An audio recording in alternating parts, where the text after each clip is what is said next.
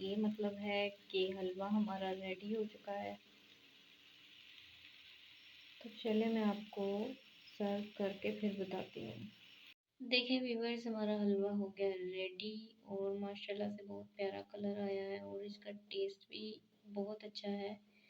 तो आप इस रेसिपी को ज़रूर ट्राई कीजिएगा।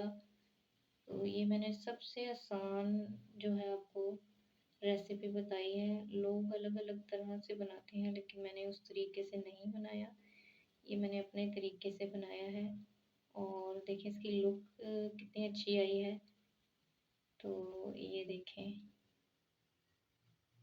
मज़ेदार, खुशबूदार। आप मेरी इस रेसिपी को ज़रूर ट्राई कीजिएगा।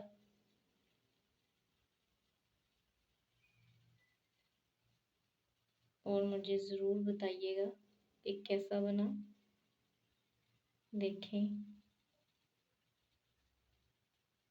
बहुत ही टेस्टी बना है गरम गरम हलवा।